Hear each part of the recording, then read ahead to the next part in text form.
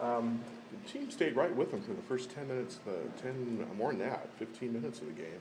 And then it's kind of started slipping away late in the first half, and then the second half they just kind of ran away with it. What happened there, in your estimation? I think we played pretty well on both ends of the floor early on, first 15, 16 minutes. And unfortunately, Q was our main scorer at that time, and he got two fouls. And then I took him out to try to save him from not getting his third. And from that point on, Stanford really took over.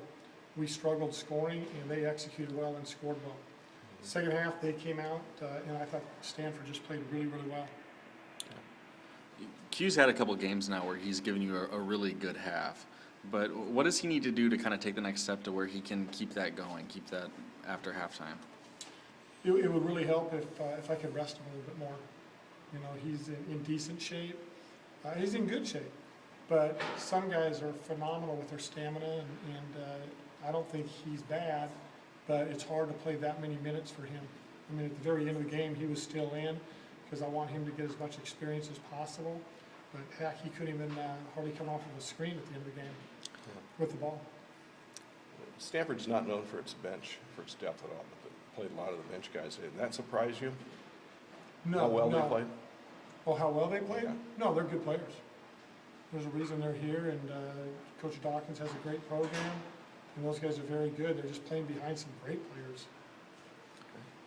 Through thick and thin this season, the defense has always been something the team could kind of hang its hat on, but then 80 points today. What happened there? I think a lot of the credit has to go to Stanford. They executed really well. Our game plan did not work, and What was your game plan? we'll have a different game plan for next time we play them, but it did not work very well tonight. They really exposed us in a number of areas. How would you describe your game plan just in general terms today? We were trying to do a little better job of pressuring the ball and taking away passing lanes.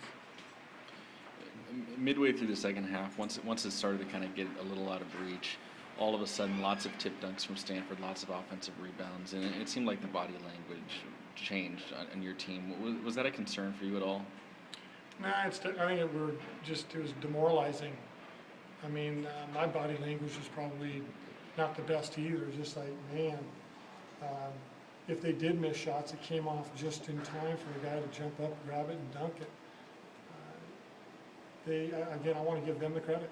They did a great job in a lot of different areas. They're very talented. They've got a good ball club. And then rebounding has been such a point of emphasis for you this season, but it's a 15 differential. Was there anything that you guys just were doing wrong there, or is that just Stanford? I think our guys are working on the glass, but Stanford is very tall, very athletic, and they had a great game. Stanford played a very good game. And then now you've got to go play a team that beat this team pretty handily. How do you convince your guys that they can go and beat Cal on the road in such a short time frame? Not sure yet, but we're going to do whatever we can to regroup and go out and play a better game at Cal, which will be hard, like you said. Cal's really good.